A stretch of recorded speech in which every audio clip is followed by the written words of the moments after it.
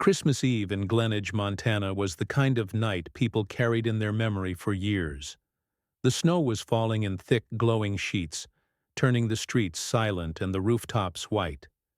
In most homes, families gathered close, their laughter muffled by frosted windows. But in one small house at the edge of a pine-lined street, something very different was about to happen, something no one in that quiet town could have predicted. Inside, Officer Caleb Hart was trying to do something he rarely had time for anymore. Just be a dad. At 38, with deep-set hazel eyes that carried too many memories and short brown hair already graying at the temples, he looked older than he wanted to admit. He sat cross-legged by the fireplace, a heavy gray sweater over his frame, his duty belt resting on the entry table for once. His daughter Emma, only 4 years old, was curled up in his lap, wrapped in a plaid blanket. She wore a red pajama set with tiny snowflakes stitched across the fabric, her cinnamon blonde curls tied back in a loose ponytail. Her flushed cheeks glowed with laughter as Caleb read aloud from her favorite reindeer book. And then the elf said, "That's not a reindeer. That's a moose with a flashlight." Caleb read with a grin. Emma squealed and pressed her face into his chest, laughing so hard her tiny shoulders shook. "Again, Daddy! Read it again!" she begged, still clutching the worn pages. Caleb chuckled, the sound of her joy briefly softening the weight in his chest, the same weight that came whenever memories of his late wife, Lily, tried to surface. But before he could turn the page again, a sound broke through the stillness. At first it was faint, almost too soft to notice. A scratching at the front door. Then it came again, louder, more desperate. A dull thump rattled the wood. Caleb froze, the easy warmth of the moment draining from his body. He gently set Emma aside and rose to his feet. The mantel clock read 8:47 p.m. No one came knocking in Glenridge at that hour, especially not on Christmas Eve. He reached for the flashlight on the entry table, his instincts sharpening. The old habits of a patrol officer replacing the cozy father at the fire. "Daddy?" Emma's small voice carried from the rug, full of unease. Caleb forced calm into his tone. "It's probably just the wind," he said, though the words sounded hollow even to him. He unlatched the door slowly and pulled it open. The wind didn't rush in. It whimpered, collapsed against the porch, half buried in snow, was a massive German shepherd. His coat, once proud and full, was matted with dirt and ice. Blood streaked his hind leg, and scars marked his ribs and neck like old maps of pain. His chest rose and fell in shallow gasps. He was old, at least 9 years, and his right flank carried a brand-like scar. K9042. But none of that was what stopped Caleb cold. It was the dog's eyes, wide, glassy, pleading. Eyes that had seen more cruelty than any animal ever should. Emma darted forward before Caleb could stop her, her little knees pressing into the snow. She placed a hand on the dog's paw, her voice, barely above a whisper. "Daddy, can we keep him, please? I want a loyal friend like this, one that never leaves." Caleb's throat tightened. He crouched beside them, torn between duty and instinct. "Emma, he's hurt. We don't know where he came from." But Emma only looked at him with a simple certainty. "But he came to us. On Christmas." The shepherd gave a low, broken whimper. Not of pain, but relief, as though Emma's touch had soothed something deep inside. Caleb exhaled and placed a steady hand on the dog's neck, checking his breathing, his pulse. "He's exhausted. Freezing. We'll bring him in, just for tonight," he murmured. Scooping the heavy animal into his arms, he carried him inside, Emma trailing close with a towel clutched in her tiny hands. "He's going to sleep near the tree," she declared with determination. Caleb laid the shepherd on a blanket by the fire. The flames lit up his battered body, revealing more scars than Caleb wished Emma had to see. A deep gash still oozed along his back leg. Fetching the first aid kit, Caleb carefully began cleaning the wound while Emma stroked the dog's head. "What's his name?" she asked softly. Caleb shook his head. "We don't know." Her eyes lit up. "Then I'll name him Ka. It sounds brave." Caleb paused, then nodded slowly. "K it is." That night, after Emma fell asleep clutching her plush reindeer, Caleb stood in the kitchen with a lukewarm mug of tea. The snow outside blurred the world white, but his thoughts drifted backward, to Lily, her laughter as she decorated their first tree together 5 years ago. He remembered the way she had whispered, "Someday, Emma's going to need a friend who won't leave when we're gone." At the time, he had brushed it off. Tonight, it echoed like a promise finally kept. Back in the living room, Ka twitched, in uneasy dreams, paws jerking against the blanket. Caleb knelt and pressed a hand against his chest. "I don't know what you've been through," he whispered. "But you're safe now, and if my daughter says you belong here, then you do." Ka's tail gave a single weary thump against the floorboards. Outside, the wind carried the snow in spirals across the silent streets of Glenage. Inside, under the soft glow of a modest tree, a grieving father, a lonely child, and a scarred dog began something quietly miraculous. The kind of healing none of them had expected, yet all of them needed. Morning came gray and brittle. The snow hardened into a crust beneath the cold. Glenage stirred slowly, smoke curling from chimneys, Christmas lights blinking faintly in daylight. Inside Caleb's house, the mood felt different, quieter, yet somehow fuller. Ka lay curled on the rug, wrapped in an old fleece blanket. His breathing was steadier, but the leg wound still bled despite Caleb's bandaging. Emma had fallen asleep, beside him the night before, her small hand still resting on his fur, as though keeping him anchored to this new life. As Caleb sipped his coffee, Ka tried to rise. The effort was slow, painful. Caleb immediately knelt, steadying him with a firm hand. "Easy, big guy," he murmured. "You don't need to prove anything." Ka looked up at him with tired, watchful eyes, and Caleb knew what he had to do. This dog needed more than a bandage. He needed real help.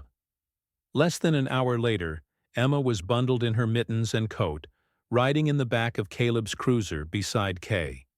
The shepherd lay on his blanket, Emma's small hand never leaving his fur. "He might get scared," she explained. "He needs me." They drove toward the edge of town, stopping before a low wooden building tucked between a feed store and a snowy field. A weathered sign out front read, "Dr. Elise Moreno, Veterinary Clinic." Caleb's grip tightened slightly on the steering wheel. It had been years since he'd last seen her. Inside, the clinic was warm, smelling faintly of cedar and antiseptic. The waiting room was quiet, occupied only by an older woman with a cat carrier in her lap. Moments later, Elise appeared from the hallway, wearing green scrubs and a gray cardigan. Mid-30s, olive-skinned, with dark curls tied back and sharp. Brown eyes behind square glasses, she carried herself with the calm of someone who had lived through both chaos and stillness. Her eyes landed on Caleb, and she blinked. "Didn't expect to see you here on Christmas," she said evenly. But when her gaze shifted to Ka, her expression softened into something more urgent. "Is he yours?" Caleb hesitated, then shook his head. "No. He found us." Elise didn't waste another word. "Bring him in carefully." Inside the exam room, Caleb lifted Ka onto the table. Emma hovered in the corner, her hands clasped together tightly. Elise moved with the quiet precision of long practice, examining Ka's wounds, with gentleness and skill. She checked the leg, the ribs, then pulled a small scanner across his neck and shoulders. The device beeped once, then went silent. "No chip," she said flatly. "Not that I expected one." Caleb stood with his arms crossed. "You see something?" Elise gently parted the furlong Ka's back leg, revealing a series of faint puncture scars. These are from wire tight, likely twisted multiple times, probably bound both back legs a tunce. He's lucky they didn't amputate circulation. She continued checking his body and her brow furrowed. There are signs of injectable bruising, repeated spots. I'd say he's been given stimulants, something like clenbuterol or epinephrine. It's not legal, definitely not for a dog. Emma's eyes widened. What's that mean? Elise paused, glanced at Caleb, then knelt beside Emma. It means someone hurt him on purpose, sweetie, and gave him things that made him feel strong, even when he was scared or tired. Like a fighting dog? Caleb asked softly. Lee nodded. Yes, most likely from an illegal training ring.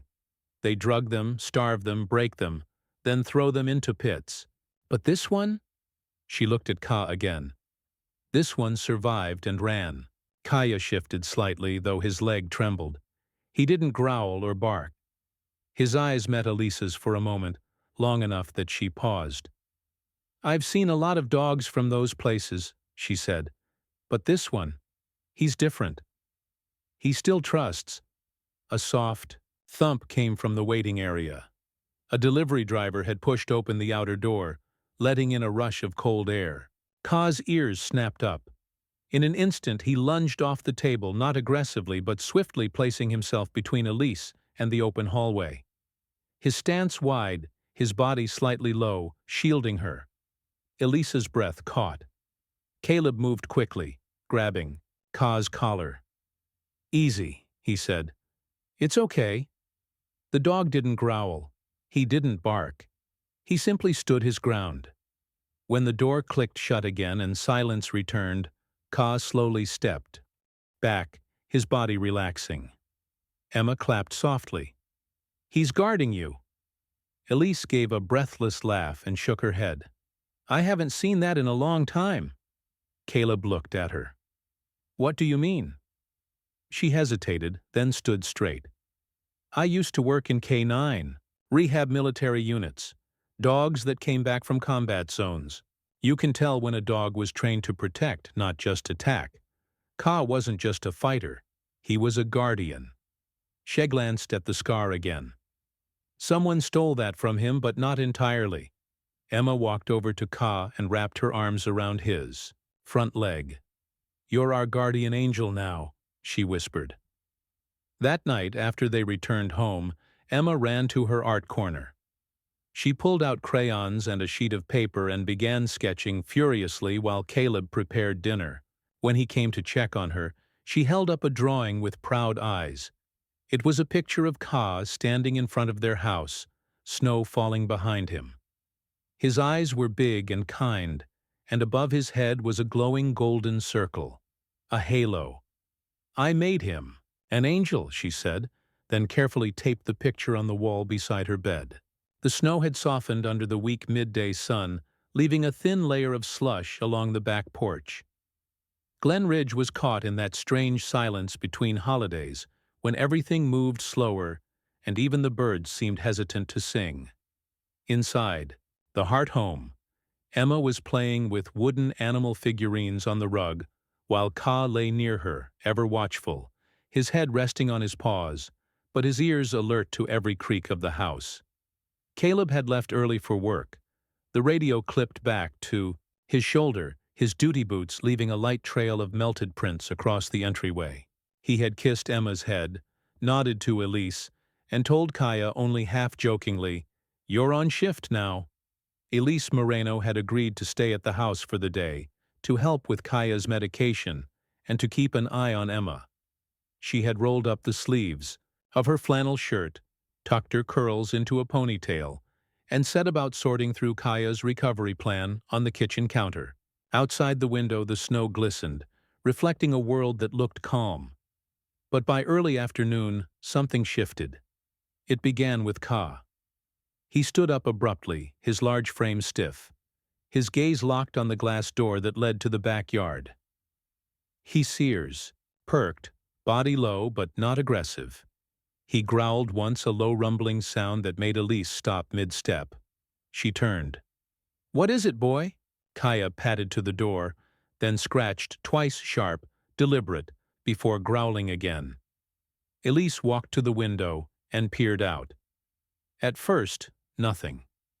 Then she stepped outside. The cold air bite instantly, but it wasn't the chill that made her breath hitch. It was the clear boot print just beyond the steps, a single deep impression facing the house, not Caleb's, too wide and fresh. She followed its direction with her eyes and spotted another a few feet away, partially melted, but distinct. And just beside the porch railing, a still warm cigarette butt, half crushed into the snow, steam barely rising off it. Hair instincts kicked in. She turned quickly, scanned the tree-line. Nothing. The backyard, while fenced, opened up into a patch of woods that connected to old utility easements, easy to slip in and out if someone knew where to step. "Kai!" she called. The German shepherd trotted out beside her, his breath fogging the air. He sniffed the print, then the cigarette, and stiffened. His fur along the neck bristled. Then he turned sharply toward the back fence, staring through the wooden slats as if trying to see through solid air.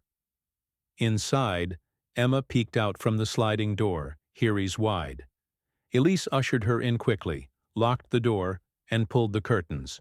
Later that afternoon, when Caleb returned, Elise met him at the door before he could take off his boots. "There was someone in the yard," she said, "not a passerby." They stood there, watched. She showed him the photo she took of the footprint with her phone and the cigarette butt in a Ziploc bag. Caleb's jaw tightened as he looked over the evidence. Did Calert first? Yeah. He was calm but focused, like he knew. Caleb nodded slowly, walking toward the back door. Any camera footage? Elise had already queued it up. The home security system standard issue from the precinct for all active officers had picked up a short, grainy clip. Around 2:43 p.m., just as Emma was playing with the red ball near the swing set, a shadow moved beyond the fence. The figure didn't climb or approach. He simply stood, watching. One hand rested on the top slat of the fence. A hood obscured most of his face. The camera caught him for only a few seconds before he moved out of frame. Caleb stared at the screen in silence. Elise crossed her arms. He was watching Emma. That hit like a gut punch. Caleb exhaled, stood, and checked the window locks. Kay followed him around the house, ever present, tail low, but alert. "I'll file a report." Quietly, Caleb said, "No need to stir up unnecessary panic, but I want to reroute the security feed directly to my phone, and we're setting motion sensors around the perimeter." Emma sat on the couch, hugging her drawing pad. She didn't seem scared, just curious. "Daddy," she said, "Ka knew before we did." Caleb looked at his daughter and then down at Ka, who sat beside her like a silent knight. His gaze was always moving window to door, hallway to Emma, back to Caleb. Never still for more than a minute. That night, after Emma went to bed, Elise lingered in the hallway, arms folded, as she watched Kaya settle in front of Emma's room like he had every night since Christmas. "He doesn't sleep deep," she said quietly. "He rests, but every sound, every breeze, he hears it. He positions himself where he can see both hall and stair. It's textbook behavior." Caleb nodded. "K9 protocol." Elisa shook her head. "Not just that trauma. Conditioned vigilance. He doesn't believe he's safe yet." They both stood for a moment in the dim hallway, listening to the quiet. Downstairs, the last embers of the fire cracked faintly. "I'll sleep on the couch tonight," Caleb said. "No, let me," Elise replied. "You've worked all day. I'm used to odd hours." He didn't argue.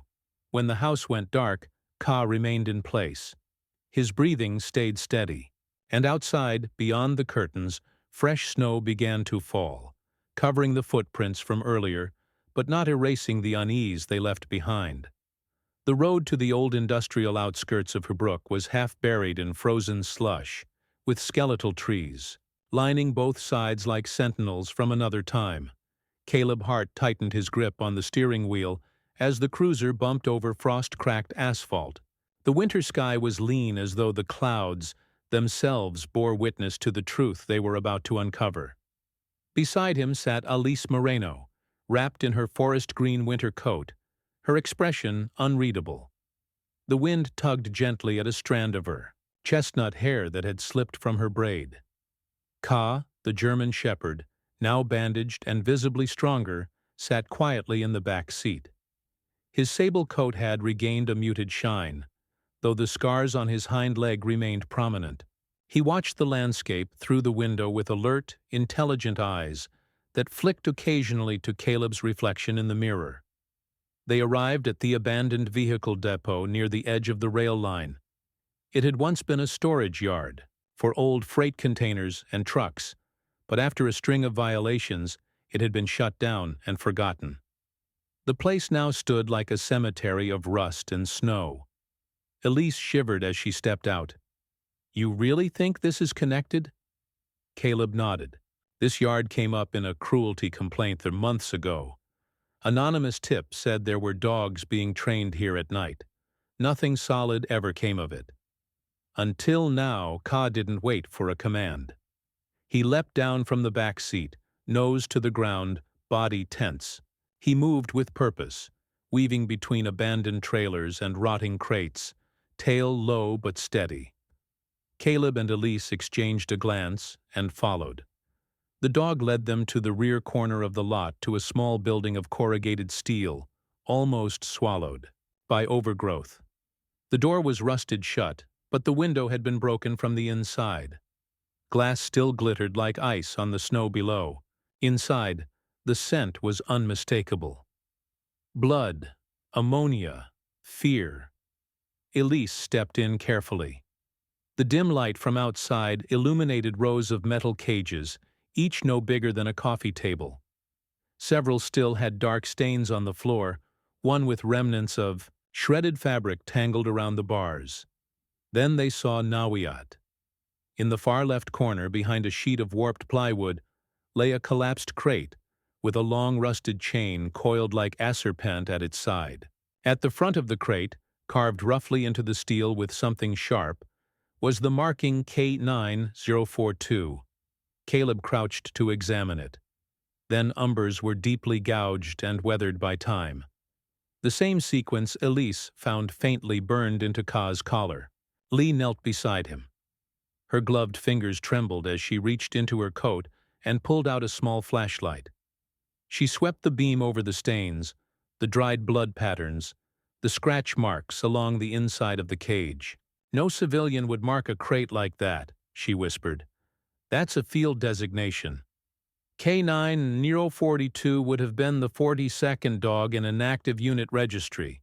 Caleb straightened. "You mean military?" Elise nodded. "And that means someone lost track of him or someone made sure he got lost." Caleb stood in silence. Outside, the wind pushed against the broken door, moaning through the gaps in the siding. Kaya padded closer and sat in front of the cage, ears forward, eyes locked on the number. Elise drew in a slow breath. "I remember this protocol. These dogs, military canines, they're supposed to be accounted for after every deployment, decommissioned, retired properly. If this one ended up in an illegal fighting ring..." She didn't finish. The tension hung between them like the frost on the windows. Then Elise almost absently added, "When I was stationed in Kandahar, we had a Belgian Malinois named Vesper. Smart, agile. I was assigned to care for him after he took shrapnel in a blast. He wouldn't let anyone near him, not even the handlers. But I got through." Her voice softened, turned heavy. "We lost him in a secondary attack. I was there, but I couldn't reach him in time. I left active duty after that." Caleb looked over. "You've been carrying that ever since." Elise gave a short, bitter laugh. "You never stop hearing their cries. You just learn how to smile louder than the echoes." Ka nudged her hand gently as if sensing the weight in her tone. Elise reached out and stroked his head, her breath catching in her throat. Suddenly, the silence broke. Ka turned sharply toward a side door half covered in vines. He growled low, the sound deep and guttural. Caleb drew his sidearm instinctively. They moved slowly to the door. Caleb gestured for Elise to stay behind. He pushed it open with his shoulder, revealing a long hall lined with empty kennels, but no sound, no movement. It had been days, maybe weeks, since anyone had been there. Still, Ka stayed on alert, circling the hallway before finally easing back.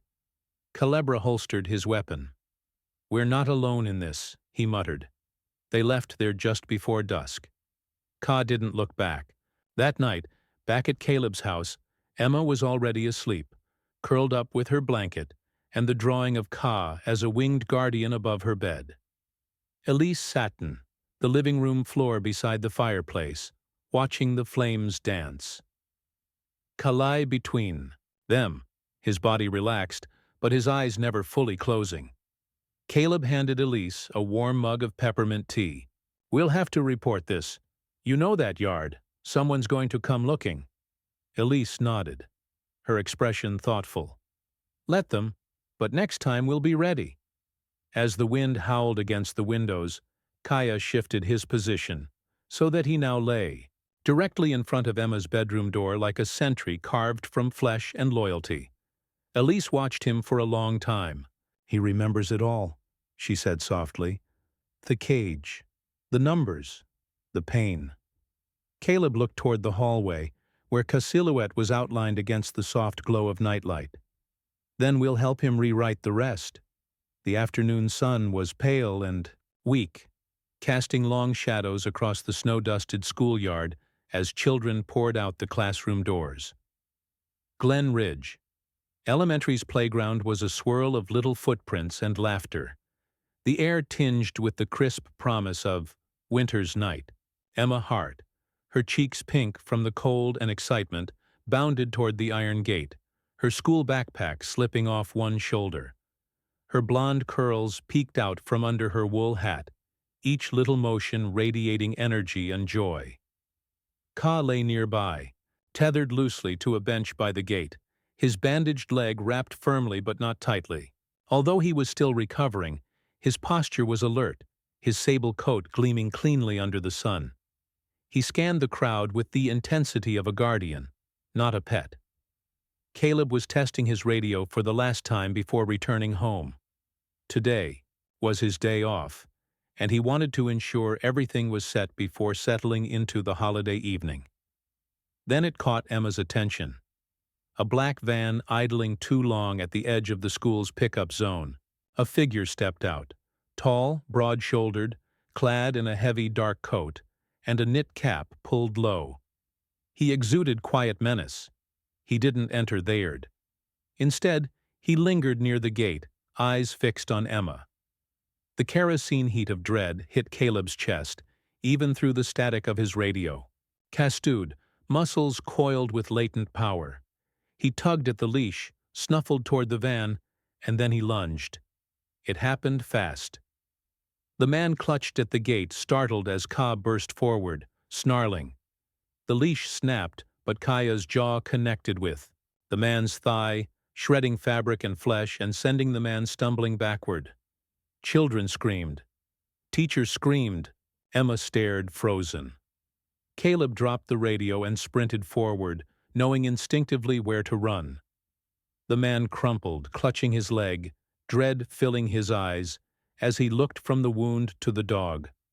"Stop!" Emma screamed, voice cracking. "Don't! Hurt him!" Kaya froze, nostrils flaring, teeth bared but no longer snapping. He leaned forward slightly, protecting Emma. Caleb arrived, directed. "Emma, back." He knelt between daughter and dog, placing a firm hand on Kay's neck. "Easy." "Good job." Boy, teachers, and staff rushed out. The man was helped to his feet and ushered into an office by staff, calling Caleb sir, in a shaky voice. Later in the security office, Caleb replayed the camera footage.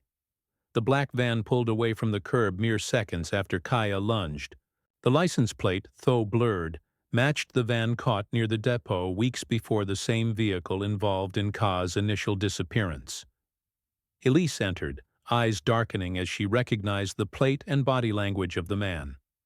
"He's back," she said quietly. Emma, clutching her drawing of Ka, approached her father. "Ka remembers everything, doesn't he? Even the bad things." Caleb knelt and hugged her. "Yeah, sweetheart. He remembers and he knows how to protect us." That night at home, the household buzzed with urgency.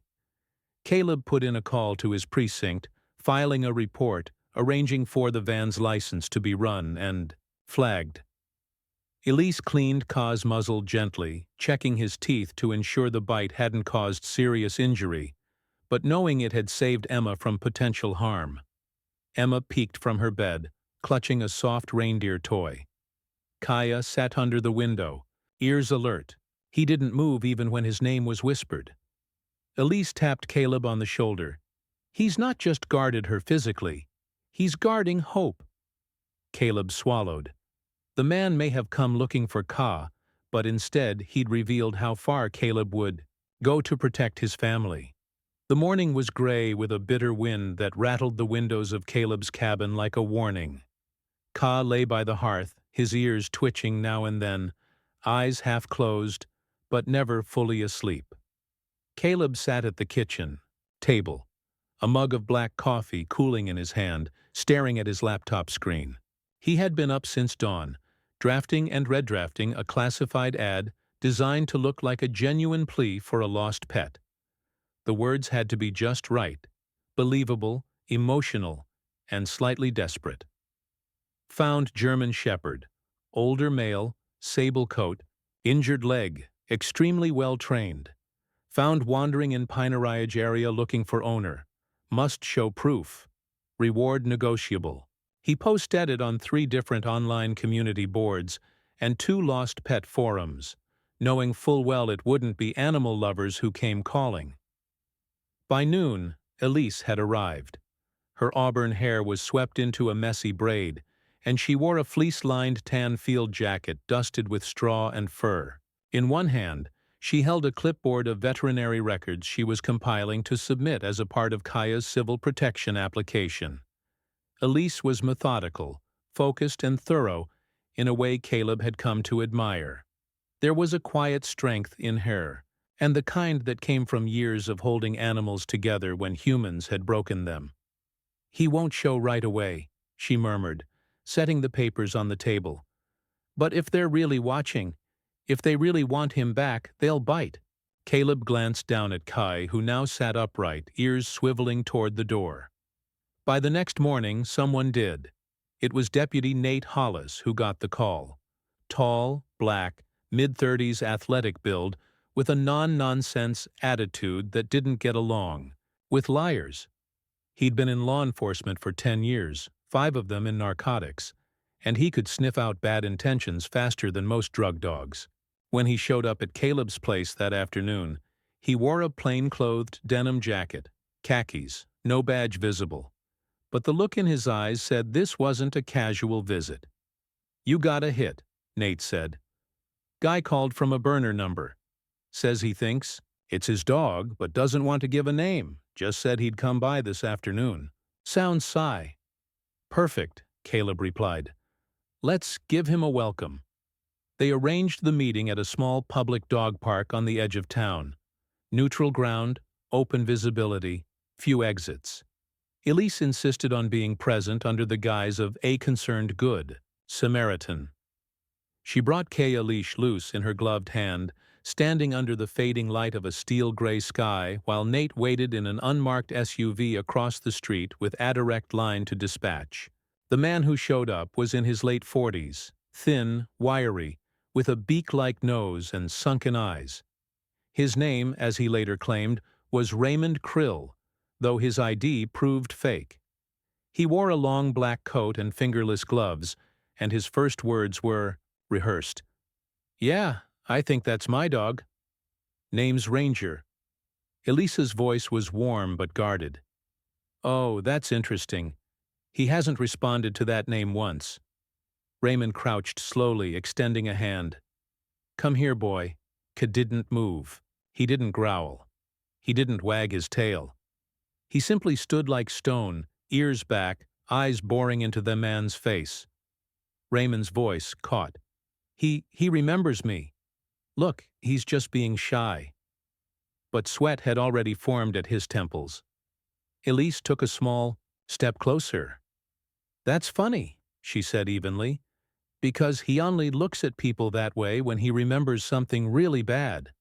Raymond staggered to his feet, stammering, "Lady, you don't know what you've got. That dog, he's trained, valuable.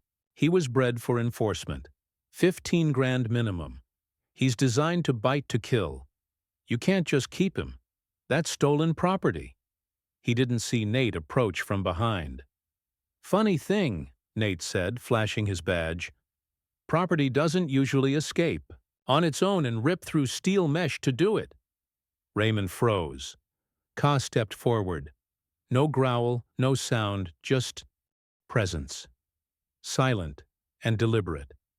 Raymond looked into the dog's eyes and went pale. "He shouldn't remember," he whispered. "That much shouldn't remember." But he did, and it was enough. Raymond folded like a house of cards. Within minutes he was cuffed, read his rights, and seated in the back of the SUV. He admitted Kaya was used in underground enforcement training for illegal dog rings, conditioned to follow a singular violent code. But something in Ka had cracked. Something in him had rejected that brutality, and he escaped, leaving behind a trail of damage that dismantled half the network. "He wasn't supposed to survive," Raymond muttered. "They said he drowned." At the station, Caleb filed the necessary evidence while Elise sat in the waiting area, stroking Kaya's head. He rested it in her lap, eyes closed, not asleep, but content. That evening, under the warm light of her living room, Elise filled out the final sections of the Civilian Protective Canine Registration Form. It would take a few weeks for approval, but the process was now official. Kai would no longer be a stray or contested property. He would be recognized as a guardian companion, legally bonded under Elise's petition, and supported by Caleb's testimony. Emma watched her father sign the witness statement. Her voice was quiet, thoughtful. "Does this mean he gets to stay forever?" Caleb nodded. Emma leaned down and whispered to Ka, "You're not just a dog anymore. You're my hero." Outside, the wind howled across the hills, but inside the cabin held warmth. Ka didn't bark. He just watched the door and waited. The wind howled through the forest, stripping bare branches of their final frost-bitten leaves. Snow thickened by the minute, blanketing Pine Hollow in assailants so heavy it made every sound feel like a shout. Inside the Grayson home, Elise was packing emergency supplies with trembling hands, flashlights, canned food, a wool blanket for Emma. Ka paced near the front door, her sable coat bristling, ears twitching at each distant snap of twigs.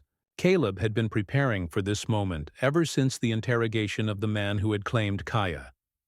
The vanishing calm, the quiet phone calls with no voice on the other end, he knew something was coming. He loaded the last of the ammunition into his belt and looked at Elise, his voice low but firm. "We're moving to the cabin now." The emergency cabin had been built long ago, a squat wooden structure nestled in a grove of pine trees just behind their house. It wasn't much, barely insulated with only a rusted cast-iron stove for heat, but it was hidden, and it had one key advantage: a reinforced steel door. Caleb bundled Emma in her thickest coat, her small hand gripping his. "Why are we going outside?" "Daddy?" she whispered, her voice muffled by the scarf Elise wrapped around her face. "Because some bad people are coming, and we're going to outsmart them," he said gently. Ka led the way, her paws silent over the snow as if she knew the path by heart. When they reached the cabin, Caleb ushered Elise and Emma inside and locked the door behind them. The air inside was frigid, but it felt safer than the stillness outside. Deputy Nate had been alerted. He was trying to get back up, but a storm warning had already grounded nearby units. For now, they were alone. Inside the cabin, Caleb loaded the rifle and kept watch through a small slit carved near the ceiling. Elise sat with Emma wrapped in her arms, eyes wide and unblinking. Ka stood by the door, her body tense, her breath slow and deliberate. There was something different in her posture, not fear, but a kind of awareness, like a soldier bracing for battle. 2 hours passed, then the crunch of snow. Caleb's heartbeat matched the ticking of the wind-up clock on the shelf. Shapes moved in the dark outside. 3 men in heavy winter gear, all armed. They were spreading out. One headed toward the main house. Another lingered near the generator. The third, was coming straight toward them. Caleb motioned for silence. Elise hugged Emma tighter, burying the girl's face in her shoulder. Ka stood frozen, eyes narrowed, muscles coiled. A loud bang, and the front door of their house had been kicked open. Splintered wood echoed across the property. Seconds later, glass shattered upstairs, perhaps the bedroom window. They were searching, methodical, and growing more frustrated by the second. Then came footsteps crunching toward the cabin.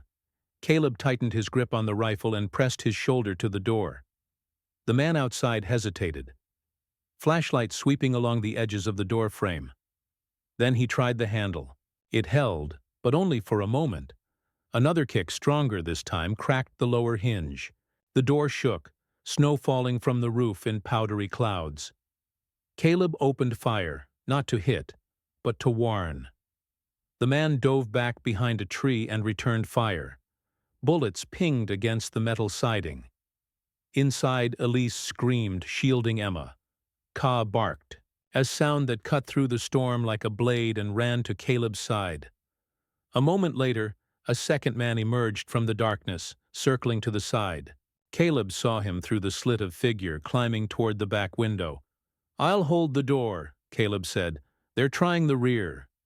Without a command, Kaya turned. She vanished into the shadows of the cabin like smoke. Then a sound, glass, a grunt, a thud. The man had broken into the main room. Just as he raised his weapon, a blur of fur slammed into him. Ka tackled him with the force of a falling tree, her teeth clamping down on his wrist. The gun flew from his hand and skidded across the floor. He screamed, trying to shake her off, but she didn't let go. Her eyes locked onto his face, her growl low and primal. Caleb turned and saw the scuffle just in time. He kicked the weapon away and pressed his boot against the man's back, forcing him down. Ka released her grip only when Caleb called her name, softly. Elise stood in the corner, Emma cradled against her. Her eyes glistened with something she hadn't expected. Trust, not just in Caleb, but in Ka. "I've never," she began, her voice shaking. "I've never felt this kind of protection from something not human." Caleb looked at Ka, whose chest rose and fell, with a quiet intensity. "She's not just a dog," he said. "She's a survivor, and she chose us." They zip-tied the man's hands and secured him to a pipe in the floor. The other 2 retreated into the forest, realizing the house was no longer undefended. Sirens wailed faintly in the distance. Nate had made it through after all. As dawn broke, the snow eased. Blue light filtered through the trees, casting long shadows over the cabin. Emma walked up to Ka, who lay resting near the stove now, licking a scratch on her paw. The girl knelt and wrapped her arms around her neck. "You kept us safe," she whispered. Kaya rested her head against the child's shoulder and closed her eyes. Sunlight gleamed off the crusted snowbanks, as if the town of Maple Hollow itself were exhaling after a long-held breath. For the first time in weeks, the winds calmed, and the forest no longer whispered danger.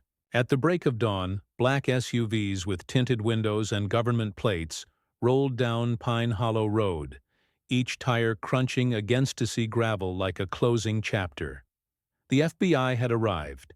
Agent Marina Dalton stepped out first, a black woman in her early 40s, lean and composed, her dark wool coat flaring slightly as the wind caught it. Sharp brown eyes surveyed the surroundings with practiced calm. She was known among her peers not just for her tactical mind, but for her unwavering compassion in cases involving animal cruelty and trafficking. It was she who'd first noticed the anonymous tip Caleb's carefully worded message through Elisa's encrypted vet network, and moved faster than bureaucracy usually allowed. The arrest operation was swift.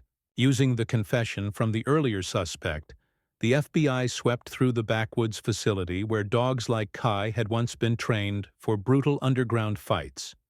The compound was buried under the guise of a wilderness hunting lodge, surrounded by rusting vehicles and barbed wire fences. Inside, cages lined the walls, some still holding frightened animals. The agents freed over a dozen dogs, each trembling, injured, yet still holding on. Agent Dalton knelt beside one German shepherd, half starved and scarred, and whispered gently, "You're going home." Back in town, the mood transformed. The sheriff's office publicly denounced the ring. With no more threats looming, life slowly stitched itself back together. The town council, initially skeptical, organized a modest yet deeply emotional gathering in front of the town hall, decorated with pine garlands and a hand-painted banner that read, "For Theones who couldn't speak." That afternoon, Kaya stood before the crowd, not in a muzzle or chained, but upright, poised, and free. Her sable and silver coat gleamed in the winter sun, though the scars on her legs remained as reminders. Emma, bundled in a red puffer jacket, with her blonde curls tucked under a woolen hat, stood beside her. Around Kaya's neck was a simple collar, made of brown leather. Etched onto the buckle in neat, firm letters was a single word: home. Mayor Charles Brenner, a balding man with a kindly face and teary eyes, stepped forward to present a plaque. "To Kaya," he said, his voice steady with reverence, "the survivor, the protector, the light in our darkest hour." The crowd, neighbors, veterans, children, dog owners, rose in applause. Kaya didn't bark. She simply lifted her head, eyes calm, and sat beside Emma as though she understood every word. After the ceremony, Caleb led his guests to the edge of town where construction had begun. What had once been a derelict barn was being transformed into something extraordinary. The sign above the entryway was hand-carved and simple: Kaya's Light, Recovery, and Sanctuary for a Dogs of War. Inside the structure held wide kennels with heated floors, a quiet therapy room where rescued dogs could ease back into trust, and a side clinic fully outfitted with equipment. Elisa stood near the doorway, clipboard in hand, her auburn hair braided down her back. Her coat was dusted in sawdust and hay, but her smile radiated peace.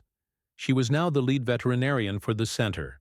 Caleb wrapped his arm around her shoulder, watching as Emma skipped between the new enclosures, placing soft toys into each one.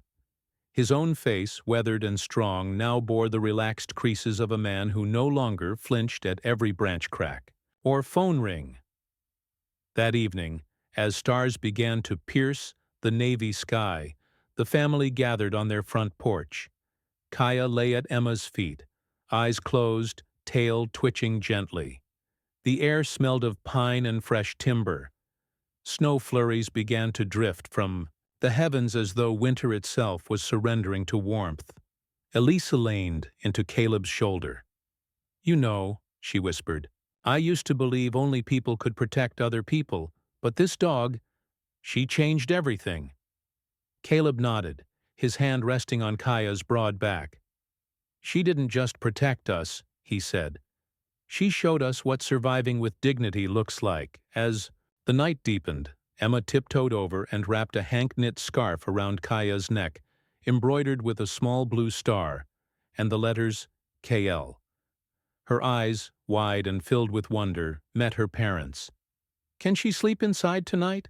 "Ah, she always can," Caleb said, rising with a grin. This house wouldn't be whole without her. And so Kaya stepped through the door, not as a rescued animal or a victim of cruelty, but as a guardian, a light and a cherished part of a family who saw in her something divine. She no longer flinched at raised voices or cold drafts. She slept soundly at Emma's bedside, her breath slow and steady, as if she, too, believed the world could be kind again. Sometimes God sends his angels not with wings, but with fur, scars, and eyes that have seen too much yet still choose to trust. Ka wasn't just a survivor. She was a miracle wrapped in silence. A guardian sent to remind us that redemption is always possible, even for the most broken among us.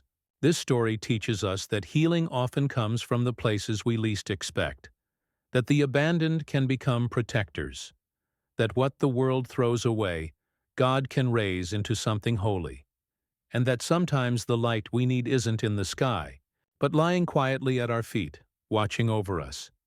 If this story touched your heart, don't keep it to yourself. Share this video with someone who needs hope today. Subscribe to our channel for more stories of faith, loyalty, and second chances. Comment below with Amen if you believe that God still sends miracles in unexpected forms. May God bless you and your family with the same protection and love that Ka brought to hers.